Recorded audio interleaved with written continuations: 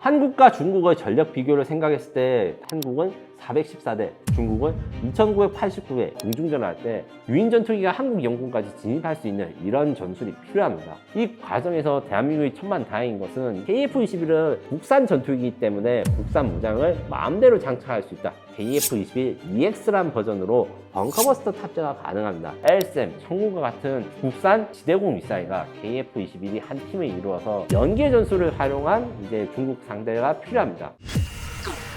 안녕하세요. 에비에이션 위크 한국 특파원 김민석입니다. 주로 한국의 K방산 소식을 해외에 소개시켜주는 일을 하다가 최근에는 K방산에 투자라는 우리 방위산업 입문서 그리고 투자 안내서를 발행해서 독자 여러분한테 선보이고 있습니다. 또한 국제정치라든가 아니면 분쟁과 관련된 내용에서 취재를 하고 있고 KF-21 관련해서는 가장 많은 취재 경력을 가졌다고 나름대로 자부하고 있습니다. 오늘 한 시나리오는 한국과 중국의 공군 충돌 시나리오인데 제가 오늘 이야기를 하는 것은 정확하고 사실에 기반해서 한국 공군과 중국 공군이 충돌하면 어떻게 될 것인가, 그리고 우리나라가 어떤 부분을 보완해야지 우리의 생존과 목숨을 보장할 것인가, 이렇게 이야기를 할 것 같습니다. 그래서 우리가 무조건 중국 공군이 후지니까 이길 수 있다 이런 국뽕 내용 콘텐츠가 아니라서 보다 보면 스트레스 받으신 분도 있을 것 같아요. 그것은 당연한 이야기고, 대신에 중소국가 한국은 고순도치 전략이라 해서 우리가 이길 수 있는 혹은 지지 않는 방안을 연구하고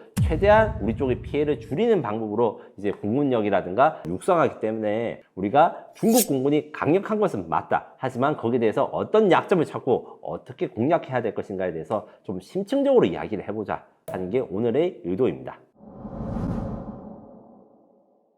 한국과 중국의 전력 비교를 생각했을 때 다들 아시겠지만 수적으로 중국의 일방적인 우세입니다. 전투기 대수, 그러니까 실제로 작전을 하는 비행기 중에 한국은 414대, 420대 뭐 이렇게 이야기를 하는데 중국은 2989회, 이게 밀리터리 밸런스 기준인데 이제 자료에 따라서 약간 차이는 있지만 3000대 내라는 것은 거의 비슷합니다. 5세대 전투기 같은 경우에는 지금 현재 F-35A 39대를 지금 운용 중이고 20대를 추가 도입할 예정인데, 중국 같은 경우에는 J-20 5세대 전투기가 몇 대인지 공개를 안 했어요. 그런데 연간 100대 이상 생산한다. 그래서 약 200에서 300대의 J-20 전투기가 실전 배치되어 있고, 여기다가 J-35라고 하는 또 다른 5세대 전투기가 지금 양산을 앞두고 있습니다. 4.5세대 전투기 같은 경우에는 KF-16 134대, F-15K 59대, F-16CD 33대 이것을 대한민국 공군이 가지고 있는데, 중국은 J-10 시리즈가 많아요. J-10 시리즈와 수호-27 시리즈가 있는데 J-10, J-11, 여기서 J-11은 수호-27 러시아제 전투기를 면허 생산하고, 요거 같은 경우에도 J-10 국산 전투기가 가장 유명합니다. 이게 중국판 F-16이라 해가지고 F-16과 크기는 비슷한데 날개가 삼각 날개, 데이타익이라는 형태로 독특한 디자인을 가지고 있어서 처음엔 이게 잘 될까 이렇게 의심을 하다가 얼마 전, 그러니까 올해 봄에 파키스탄과 인도의 공중전에서 J-10 전투기가 PL-15 미사일을 발사해서 프랑스의 1억 5천만 달러짜리 라팔 전투기를 격추한 사건 때문에 갑자기 주가가 올라갔었죠. 이렇게 우수한 성능의 4세대 전투기들을 1300대 중국이 가지고 있어서 수적으로 우세합니다. 그리고 3세대 전투기, 그러니까 구형 전투기 같은 경우에는 중국은 원래 3세대, 그러니까 1950년대, 60년대 전투기들이 굉장히 많았어요. 거의 1000대, 2000대 이상 있었는데 그거를 거의 다 퇴역시켜서 400대 이하로 남아있고, 한국도 지금 130여 대의 F5E, F5F 이렇게 있고, F4 같은 경우에 전량 퇴역했고, 지금 F5를 120대의 KF-21 4.5세대 전투기로 대체를 할 것입니다. 그래서 KF-21이나 F-35 추가 도입으로 한국 공군의 전력은 증강되고 향상될 것이나, 중국 공군이 세계 제2위의 전력답게 수적으로 질적으로도 굉장히 우수하기 때문에 우리가 중국 공격을 다 공군의 공군력을 압도할 수 있다, 이 걔들은 종이 비행기다 이렇게 말을 하기 어려워요. 여기다가 6세대 전투기라고 해가지고 중국은 J-36, J-50 전투기는 신형 전투기를 개발한 게 공개가 됐고, 이번 전승절에서는 CCA, 그러니까 무인 전투기라는 것에 대해서 여러 가지 공개를 할 것 같아 이게 예측되고 있습니다. 전체적으로 한국이 혼자서 붙을 수는 없습니다. 중국 공군은 세계 제2의 전력이고 발전 속도나 이런 게 빠르기 때문에 한국과 중국이 단체로 그냥 1대1로 붙는 것에 대해서는 사실 이야기할 필요가 없고, 그런데 그렇다고 하면 우리가 그냥 손 놓고 있어야 되냐, 무조건 중국한테 굴복해야 되냐, 이런 이야기가 절대 아닙니다. 단점, 장점을 잘 분석해서 우리 장점을 살리고 적의 단점은 극대화해야 됩니다. 가령 비교를 할 만한 게 중국의 5세대 전투기 J-35와 한국의 KF-21입니다. J-35 같은 경우에는 중국의 밀리터리 매니아들이 항상 자신들이 자랑스러워해요. KF-21은 J-35랑 굉장히 비슷하게 생겼거든요. 그래서 사실 일반인들 보기에는 똑같이 생긴 비행기인데, J-35는 5세대 전투기로 개발되어서 내부 무장창이라든가 이런 스텔스 능력, 적의 레이더에 잡히지 않는 능력들이 완성되어 있는 것이고, KF-21은 여기에 대해서 이제 지금 개발 예산과 일정 문제로 4.5세대, 그러니까 완벽한 스텔스 성능은 적용하지 못하고 향후 개량을 해서 적용할 것이에요. 그래서 중국은 아직 KF-21에 대해서 완벽한 스텔스가 아니다, 이런 식으로 디스를 많이 하고 매니아분들이, 그래서 한국은 별로다, 그 가수들만 좋다, 뭐 이런 식으로 이야기를 하는데, J-35는 여기서 단점이 있습니다. 엔진 기술 검증이 필요한데, 엔진 기술 같은 경우에는 J-35는 원래 러시아에서 엔진을 수입했다가 이게 국산 개발을 필요해서 국산 엔진이 양산 버전에 쓰일 것인데, 이게 검증이 필요합니다. 또한 내부 무장창에 공대공 미사일, 그 다음에 소형 공대지 무장만 탑재할 수 있는 반면에 KF-21은 지금은 스텔스기가 아니거든요. 하지만 KF-21 EX라는 버전으로 5세대 전투기, 그러니까 J-35와 동등한 버전으로 성능 개량이 지금 진행될 예정입니다. 그렇게 될 경우에 스텔스 성능 같은 경우에는 J-35와 동등해지고, J-35에서 할 수 없는 벙커버스터 탑재가 가능합니다. 2000파운드, 그러니까 무게로 1톤으로 되는 그 폭탄이 있는데, 이 폭탄은 말 그대로 두꺼운 콘크리트 2m 이상을 뚫을 수 있어서 벙커버스터라고 하고, 요거 같은 걸 탑재할 수 있으면 이제 장거리 미사일 뭐 200~300km 가는 공대지 미사일 같은 걸 탑재할 수 있다. 그래서 F-35가 내부 무장창이 그래서 큰 걸로 유명한데, 그것과 같은 종류의 무장을 탑재할 수 있는 게 장점이다. 또한 KF-21은 비행기 자체도 중요하지만 우리 국산 전투기이기 때문에 국산 무장을 마음대로 장착할 수 있다. 이게 매우 중요해요. 중국도 물론 기술력과 돈이 많기 때문에 많은 종류의 미사일을 가지고 있지만, 우리나라는 미국과 영국 외에는 따라갈 자가 없을 정도로 많은 수의 무장을 개발하고 있습니다. KF-21의 무장은 사실 옵션이라고 볼 수 있지만 이게 수출 경쟁력이나 실제 전투력에서는 미사일이 정말 중요하거든요. 그 관점에서 단거리 공대공 미사일, 장거리 공대공 미사일, 그리고 장거리 공대지 미사일, 초음속 공대지 미사일, 초음속 공대함 미사일, 극초음속 미사일, 그 다음에 공중발사 탄도미사일, 거기다가 250파운드 스마트 미사일, 그 다음에 1000파운드 모듈형 미사일 등 7종 이상의 최신 유도무기들을 개발하고, 이것들이 다 한국에 의해서 개발하기 때문에 KF-21에 쉽게 통합될 수 있다. 이걸 사용해가지고 우리가 무기 우위를 사용해가지고 공략을 할 수 있다, 이렇게 이야기를 할 수 있습니다. 냉정하게 말씀드려가지고 이제 정확히 말씀드리면, 우리 KF-21, 그러니까 대한민국 공군의 핵심 전력이 단독으로 뭐 중국 영토에 들어가서 뭐 중국의 전투기들 다 부수고 일방적으로 이긴다, 이렇게 말할 수 없습니다. 세계 2위의 경제력일 뿐만 아니라 숫자로서 세계 2위의 공군력이고, 기술적인 부분에서도 우리보다 5세대 전투기를 먼저 만든 것은 사실입니다. 물론 이게 중국 혼자 된 것은 아니에요. 이런 말 하면 다들 놀라워 하시던데, 중국 공군의 핵심 전투기라 할 수 있는 J-10 전투기 같은 경우에는 서방이라고 할 수 있는 이스라엘 기술을 도움받았습니다. 지금도 검색해 보면 이스라엘의 라비 전투기라고 1980년대, 90년대 개발하다가 취소된 전투기가 있는데, 중국 개발자들이 거기에 이스라엘에 견학해서 라비 전투기에서 사진 찍고 V자 한 사진이 있어요. 이스라엘 서방책 기술로 해가지고 이 전투기가 만들어진 거고, 중국도 엔진 문제, 엔진이 항상 약하다 이런 비판을 들었는데 최근에는 안정화되었죠. 이 엔진 개발도 어떻게 이루어진 것이냐 하면, 이것을 러시아에서 수입한 게 아닙니다. 미국에서 수입한 것입니다. 미국의 제트 엔진 F101 엔진은 원래 민수용으로 쓰는, 여객기에도 쓰는 다목적 엔진인데, 여객기 생산 라인과 엔진 기술을 받아와서 이건 리버스 엔지니어링 한 거예요. 원래는 군용 엔진을 여객기 엔진으로 이제 바꾼 것을 중국에 줬는데, 중국은 그걸 받아서 민수용 엔진을 군용 엔진으로 바꿨습니다. 사실 그래서 중국의 항공기술, 전투기 기술에 미국에 미친 영향이 굉장히 많아요. 최근에도 이제 미국에서 유학한 사람이 중국으로 돌아가서 전투기 만들고 이런 사례가 굉장히 많거든요. 그래서 어떤 전문가들은 사실 미국의 진짜 제자는 중국이다, 중국이 미국의 러시아의 항공정 방식이라든가 공중정 방식을 따오지 않는 것 같다, 이런 이야기를 많이 해요. 그럼 이걸 어떻게 이겨야 되는가? 우리는 약자인 만큼 약자가 싸우는 방식으로 중국과 대응해야 됩니다. 아군과의 연계를 강화를 한 다음에 중국은 중국의 내부 자산끼리 연계를 한 걸 닫아야 됩니다. 그래서 우리나라 전투기가 이제 중국과의 전면전을 해서 중국 공군의 전투기와 공중전을 할 때 남의 영역이보다는 우리 땅으로 끌어들이는 방식. 그러니까 옛날에 우리가 역사책에서 보면 뭐 권율 장군이라든가 여러 가지 청산리 전투 이런 것들을 보면 항상 공통점이 있습니다.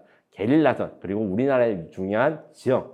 내가 유리한 지형에서 싸운다. 이게 중요한데 이게 지금 공중전에도 들어갑니다. 그래서 중국 영토에 대한 공격 같은 거에서 한국의 유인 전투기가 중국 영공을 침범하고 이런 것들에 대해서는 좀 위험합니다. 장거리 미사일을 사용해가지고 롱레인지 스트라이크라고 해서 드론 혹은 미사일을 사용한 공격들을 중심으로 해야 되고, 반대로 중국 전투기는 우리나라 땅으로 이제 끌어들이도록 중국의 장거리 미사일들이 우리나라 중요한 자산, 뭐 정찰 장비라든가 아니면 지휘소 뭐 이런 것들에 대해서 추적이 어렵게 만들어 놓은 다음에 유인 전투기가 한국 영공까지 진입할 수 있는 이런 전술이 필요합니다. 이 과정에서 대한민국이 천만다행인 것은 이제 방산 토탈 솔루션이라고 하죠. 이제 전투기만 만들지 않았잖아요, 우리나라가.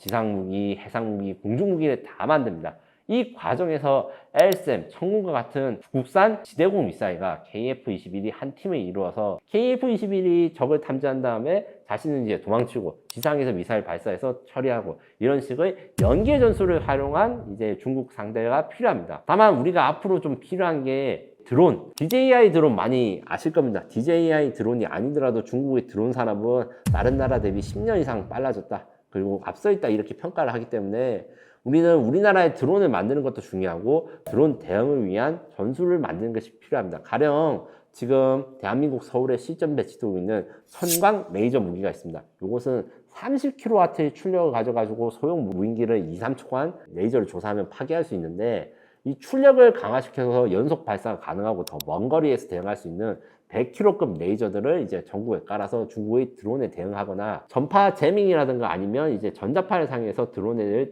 추락시키거나 불능화시킬 수 있는 안티 드론 기술, 그 다음에 직충돌이라 해가지고 그 전파방해 이겨낼 수 있는 드론들을 파괴할 수 있는, 그러니까 드론을 요격하는 드론, 이런 것들을 같은 기술을 개발은 필요합니다. 그리고 유무인 복합 전술이 굉장히 중요한데, 유무인 복합 전술이란 건 결국 유인기와 무인기가 팀을 짜가지고 같이 이동한다는 겁니다. 그래서 무인 전투기와 유인 전투기, 그러니까 우리 보람의 전투기와 로고스 전투기 같은 것들이 하나 팀을 짤 때 무인 전투기가 일단 작전 지역에 먼저 들어가서 적의 위험이 뭐가 있는지, 어떤 걸 공격할 수 있는지 선별을 하거나, 아니면 우리 전투기를 위협하는 지대공 미사일을 미리 자폭 공격 등을 사용해 가지고 공격을 해서 이겨서 이제 들어간다. 그리고 장거리 미사일을 활용해야 된다. 우리나라 지금 미사일 왕국입니다. 특히 지대지 미사일이 굉장히 많은데, 이제 지대지 미사일은 어느 정도, 그러니까 네 자릿수라고 표현하는데 이제 사실은 그래서 앞자리가 몇인가 이런 거는 이제 절대 기밀이고요. 이거 공중전, 그러니까 항공기에 사용할 수 있는 미사일들을 앞으로 많이 확보해야 됩니다.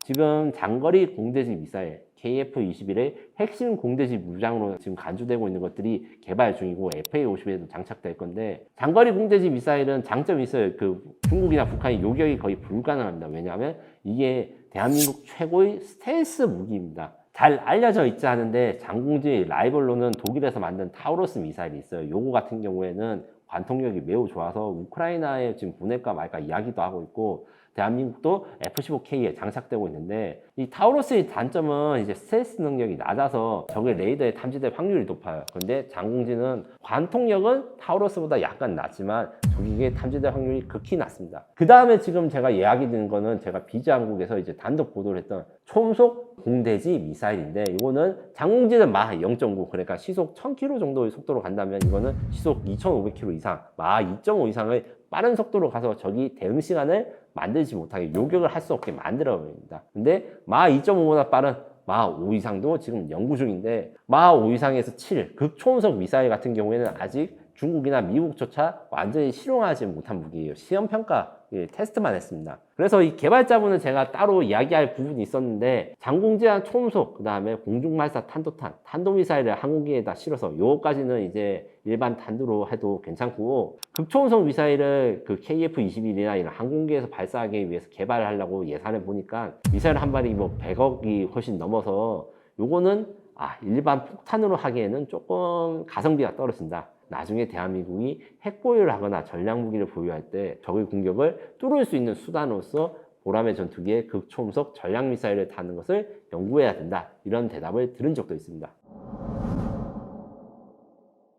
냉정하게 말하면 중국 공군은 사실 투자나 과학기술력, 그 다음에 제조업들이 굉장히 발전한 게 사실입니다. 최근 딥시크 쇼크 같은 것도 들으셨죠? 중국은 당연히 일찍부터 딥시크를 개발할 때 민군 견용으로 개발합니다. 단순히 전쟁을 할 때 인공지능으로 전쟁을 하거나 결정을 한 것뿐만 아니라 무기를 만들거나 테스트할 때도 AI 기술을 대규모로 사용해서 비용과 시간을 절약하고, 육지통신 강국, 이게 또 중요한데, 공군은 아니지만 해군 함정 중에 이지스함이라는 배가 있고 대한민국도 그걸 보유하고 있는데, 중국이 이지스함을 뛰어넘는 자국산 이지스함을 만들기 위해서 생각한 게 뭐냐? 화웨이 기술을 사용해서 화웨이 5G 육지 기술을 사용한 그 중국판 이지스 구축함을 만든 사례가 있어요. 이렇게 중국은 제조업도 강하고 예산도 많으니까 굉장히 어려운 건 사실이지만, 대한민국이 중국과 1대1로 붙는 과정 자체가 비현실적이고 반드시 한미연합 공군력이 중국과 지금 상대를 한다, 이렇게 가정을 해야 됩니다. 그리고 중국 공군력에 대해서 이제 프로젝트 단점 이런 것들이 뭐가 있냐면,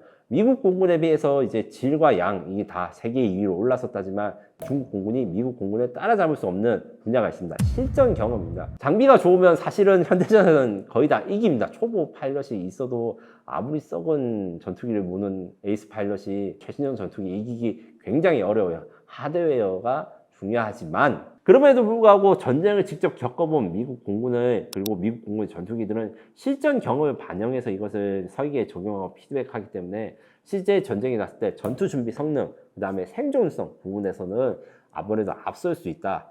하지만 중국 공군력이 굉장히 많이 발전하고 신기술이 많이 드러나니까 이걸 사용해가지고 이거 중국이 실전 경험이 없어서 잘 안 될 것이다, 이렇게 말할 수는 없는 것이죠. 왜냐? 군사 전문가들의 숙명은 항상 적을 위협적으로 봐야 됩니다. 적이 위협적이지 않으면 군사 전문가가 왜 필요하겠어요? 그렇기 때문에 좀 부정적으로 볼 수는 있는데, 이런 평소에 그 적이 얼마나 위험한지 그리고 얼마나 치명적인지 공부를 하는 게 저희 업무이기 때문에, 일반 시민들 입장에서 보면 이거 넌 왜 안 될 말만 해, 이렇게 말씀하시거나 생각하시는 것도 뭐 이해는 가지만, 이게 직업적 특성이니까 너른 양해 바랍니다.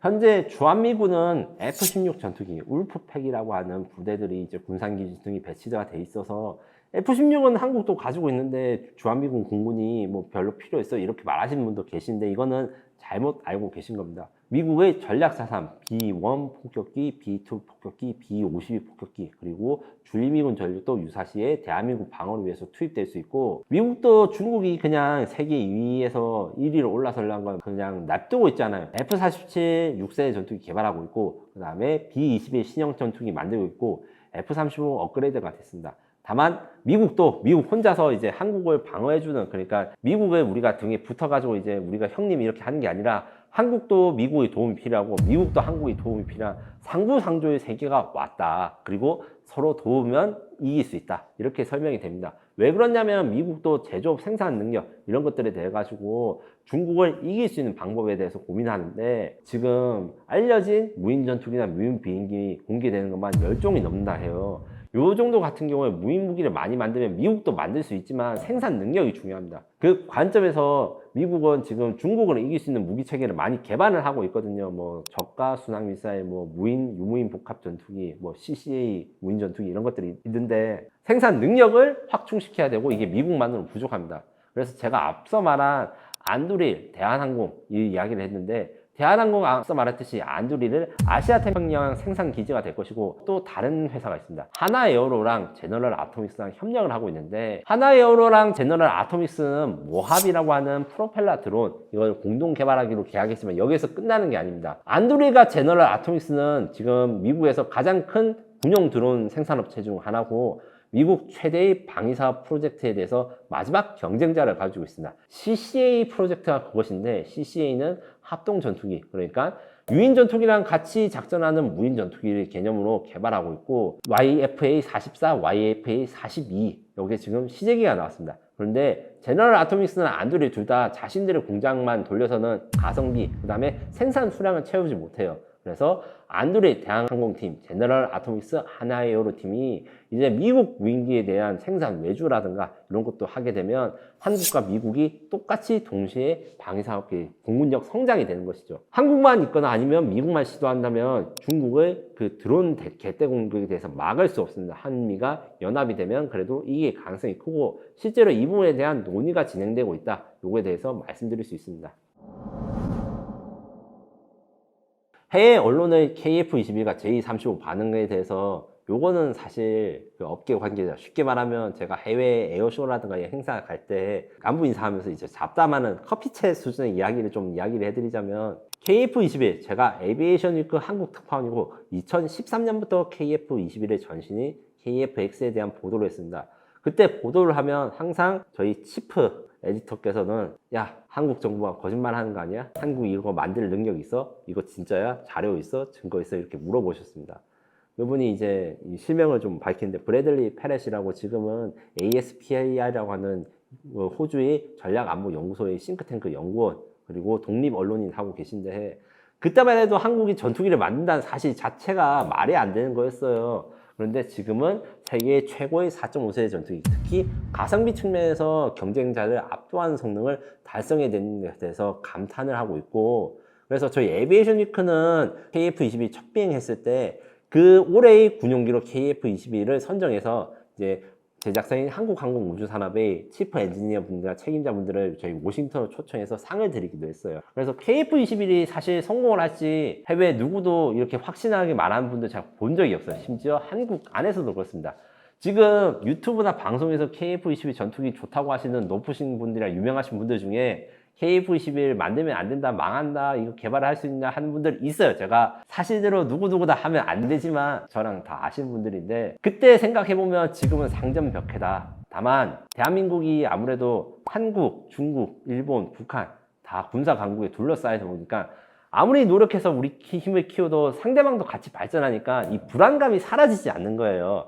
하지만 거기에 대해서 너무 낙담하실 필요는 없고 우리가 세계 최고 수준의 국방과 그 다음 공군력의 육성을 위해서 노력하고 있다 이렇게 생각하시면 되고요. KF-21의 경쟁자 J-35 같은 경우에는 이게 좀 구도가 웃깁니다. 원래 KF-21의 경쟁자 J-35는 아랍에미레이트에서 좀 관심을 가졌어요. 왜냐? 원래 아랍에미레이트는 KF-21에 관심이 없었습니다. 이게 아는 분들은 다 아는 이야기지만 원래 러시아의 Su-75라는 체크메이트 전투기를 아랍에미레이트는 수입해서 공동 생산을 하려고 생각을 했는데 우크라이나 전쟁이 터지면서 러시아가 어느 다른 나라랑 같이 공동 개발하고 이럴 사정이 안 되는 거예요. 그것 때문에 J-35도 보다가 튀르키예 칸도 보다가 지금 KF-21로 갔습니다. 왜냐? J-35, 튀르키예 칸, KF-21, J-35와 칸의 공통점이 있습니다. 사람이 한 명밖에 안 타는 단자 전투기고 KF-21은 복자 전투기입니다. 복자형이 있습니다. 그래서 UAE 공군의 공중전 센터 소장님, 그 다음에 UAE 국방차관님, 이